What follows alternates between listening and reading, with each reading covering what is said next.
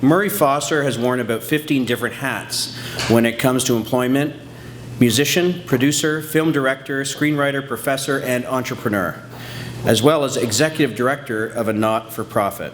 So in many ways, he is particularly qualified to talk about the increasingly reality of life outside the 9 to 5, a place of great uncertainty, but also one that rewards opportunism, entrepreneurship, and good old-fashioned hard work. Please join me in welcoming Murray Foster. Thanks, everyone. Thank you, Chris. Hello. First of all, I'd like to thank Chris for asking me to do this. Chris approached me about 4 weeks ago with this offer, and I said yes. And then we got together about 2 weeks ago to talk about what I was going to talk about. And Chris was like, "And you could do a song." I was like, "Sure, I'll do a song." And then he was like, "And you could do maybe 2 songs." And I was like, "Yeah, I'll do 2 songs." And I think what he was really saying was like, just do 4 songs and get the hell off stage. Like, be the warm-up act for this evening. But anyway, Chris, I'm going to do 1 song, if that's okay. It's going to be the end of my talk. So anyway, thank you. What I'm going to talk about tonight is it's a new term. It's called the precariat, which is this new class of employment, precarious employment, and how to survive in that new class of the precariat. I'm sure there are people in this room who are saying, "Well, I've been at my firm for 27 years. This will never happen to me." What I would say to that is that I think we are all these days closer to the precariat than we've ever been because of the Uberization of work. And also for people who will always be in the 9 to 5, hopefully there are some lessons in what I'm going to say for you as well. So first I'd like to walk you through my resume, not because I'm going to ask you for a job after, although that might happen, you never know. But just because my resume has become sort of a crazy thing, and if I don't actually read it, I will forget some elements of it. So I played in Moxie Fruvis for 10 years. I played in Great Big Sea, the Newfoundland band, for 12 years.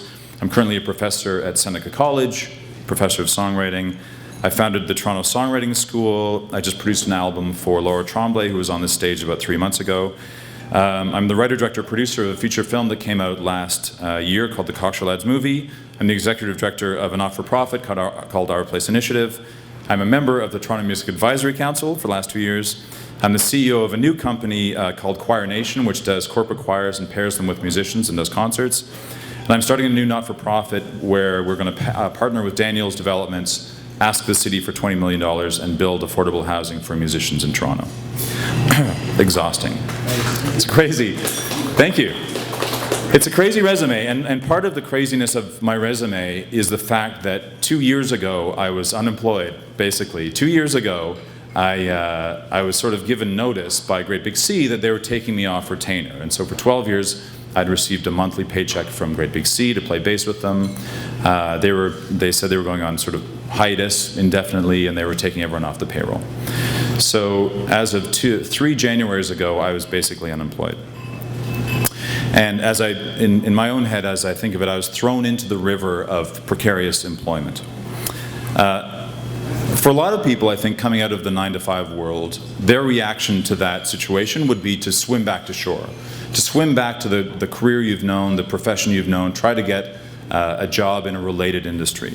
So what I would say to that is, one, that might not always be possible. For me, I climbed to the top of my profession, which was professional musician in Canada, for 20 years, and then when I was let go, I realized there was no profession there. There was no other band to go to. The other thing I've realized in the last 2 years is that sometimes you don't want to swim back to the shore. Sometimes you want to stay in the river and build yourself a boat and be captain of that goddamn boat. And for me, now 2 years after being let go by Great Big Sea, as the cliche goes, it was the best thing that ever happened to me. So the 3 things I think you need to keep in mind when you find yourself in the river of precarious employment. You need to be proactive, you need to be reactive, and you need to panic. And so let me start with the third one of that list. So when I was given the news 2.5 years ago that I was going to be taken off retainer, I panicked because in my own head my skill set was completely not marketable. It was, I know how to do sound check, and I know how to play bass lines for Great Big Sea songs. And that didn't seem very marketable. And also at that time, I was working on the feature film, and so I'd already committed myself to 8 more months of working on a film and making no money. So not only was I unemployed, but I was going to be unemployed for most of the first year. And so I panicked, and I went into emergency mode, and that has served me really well. And so my first piece of advice is panic. My second piece of advice is be reactive. What I mean by that is say yes to everything. Everything that comes your way, you have to say yes to, because you can't afford to say no to anything. And that could be, someone saying, we want you on the board of directors. It's 10 hours a month, and it's going to be really great. And you're like, I have no interest in this board, but I'm saying yes to it. You have to say yes to everything. That you just don't have the luxury at this point of saying no to anything. The third thing I would say is you have to be proactive. So it's not only stuff that's coming to you, you have to find new opportunities. You have to reach out to new places that you didn't know existed. That's where panic comes in really handy, because it forces you out of your comfort zone. It forces you to do things that you would not have otherwise done, think in ways you might not have otherwise thought. You have to look for the doors that have always been right in front of you, but you've never walked through. People that you've thought about having coffee with but have never had coffee with, now you have to email them and have coffee with them. Because the basic lesson is that the door you're ultimately looking for is behind all of the doors that you see in front of you. So your MO is going to be walk through every door you see, because that door will lead to 2 more doors, will lead to 4 doors, will lead to 8, and eventually you'll find the door that you were actually looking for. For me, I've actually come to the place 2 years into my being thrown into the river of precarious employment that I have almost too many opportunities. So a friend of mine came to me 2 months ago and said, he's a conductor, and he said, I'm doing this thing, I want to put together an orchestra and bring it into like a rock and roll space, like do an orchestra in the mod club, and they play on the floor. People are seated in the orchestra, so you're like 4 feet from a bassoon, which is like melting your face off with a bassoon solo. Do you want to be on the board? And I was like, I do, but I'm so busy with all these opportunities that have opened up but I said yes, because I'm still in the river. I still need to say yes to everything. So let me walk you through my last 2 years, from going from being basically unemployed to where I am now, where I feel like I have too many opportunities to pursue. And let me show you how it can work in terms of walking through the doors that are presented to you. So 2 years ago, I was working on the feature film full-time. 14 hours a day, unpaid work. One of the things we did to promote the film was we did a flash mob at TIFF. And so it's a British-themed movie called the Cocksure Lads movie. We dressed up in sort of British invasion outfits. We drove up in a Mini. We had girls in go-go outfits run up and scream, and a bobby come and hold them back, and fake photographers, and we did a couple songs, and we gave out postcards. Good promo for the film. One of the people that saw that was Councillor Michael Thompson, and afterward he gave me his card and said, let's meet up. And so I met with him. A month after that, he said, I'm putting together the Toronto Music Advisory Council, I want you to be on it. I was like, great. I was on the council, and part of my mission, I guess, when I joined the council was to help musicians in Toronto. And so I started to talk to other people on the council, and I said, let's put together something that will help musicians in this city who are in trouble. And so that has morphed over the course of 2 years into Choir Nation, which is this company that I'm starting, which pairs corporate choirs with musicians in Toronto. It's a new revenue stream for Toronto.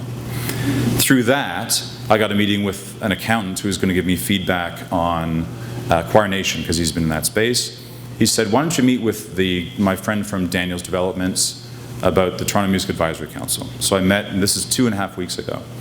So I met with Mitch Cohen, who's the president of Daniels Developments. He said, what are your ideas for a Toronto Music Hub? I've been trying to put one together for 5 years. I said, well, just sort of on the back of a napkin, why don't we make it about affordable housing for musicians, build 80 spaces, build the infrastructure around that. He said, that sounds great. Why don't you put together a not-for-profit? We'll go to the city and ask for $20 million and build it. I was like, okay. And so looking back, I can connect the dots from doing this film, which had really no commercial, I still haven't made a penny from the film. But if I connect the dots all the way forward, I see that it has directly led me to a meeting with the president of Daniels Developments, where we make a plan to ask the city for $20 million to build affordable housing for musicians. And so that's been my last 2 years. It's saying yes to everything. It's walking through every door that is presented to me, and eventually you find the door that you should walk through, that you should be at. So in conclusion, before I sing the song, there are 3 things I think you should take away from this. One is that precarious employment is probably closer than you think. And not to scare you, but you should be a bit scared. Secondly, if you do fall into the river of precarious employment, be proactive, be reactive, and panic. Panic is important. And thirdly, as I just said, the door that you're looking for in your career, whether you're in the precariat or whether you have a 9-to-5 job, is behind one of the doors that you already see in front of you. So on that note, I'm going to sing you a song. Take a drink of water.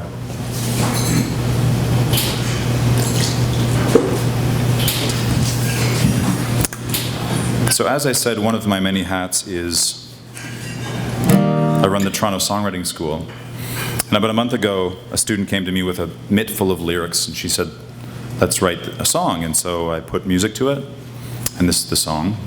It's a song about how you should approach your dreams and whether you should be, I guess, daunted by your own dreams. It's called Astronaut.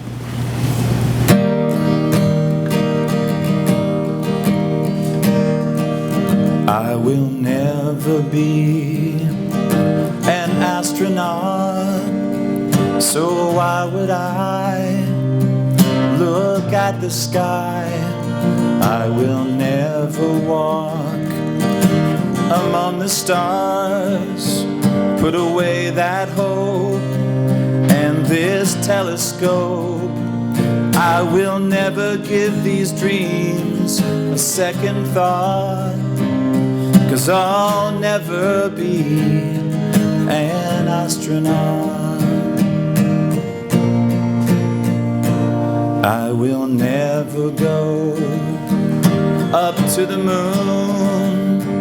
That lucky day ain't coming soon. All these dreams I have lay on the floor. Do I walk away and dream no more? I will never give these dreams a second thought, 'cause I'll never be an astronaut. Dreams burn brighter than the sun. Dreamers have to dream on. I will never be an astronaut.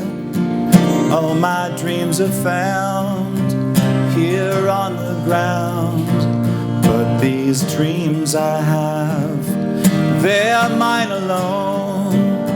So I will build a spaceship of my own, because all these dreams, they're all I got.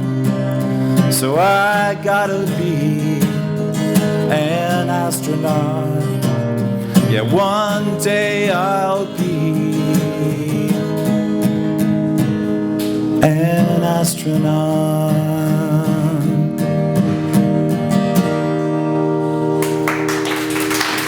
Thank you. So what initially got you involved in music? Where did that start from? Yeah, I guess like everything in my life, I stumbled into it. I mean, I played guitar and played in bands as a youth, and I remember when I was 16, I was like, I'm going to be a rock star. And then when I was 17, I was like, I'm not going to be a rock star. That's a crazy dream. No, that never happens to anyone. And then in university at U of T, I was in Moxie Fruvis, and it just blew up. And I fell down the rabbit hole. I fell off the normal path of employment, and I've been improving ever since. Very good. Very good. Any other questions? Question here. If you could do any one of the things you're about to do full time, which one would it be? That's a great question. I'm really excited about Choir Nation. That's fairly new, but I think it's got a lot of potential. I think it'd be a fun company to run. But I'm also very passionate about helping musicians in Toronto, because I think it's a profession that's really under threat. And I think if we are not proactive as a city, they'll all move to Hamilton in 5 years. And so this partnership with Daniel's Developments, I mean, it's a long road, but if I could look back in 10 years at an 80-unit condo development full of musicians, that would be a pretty great moment.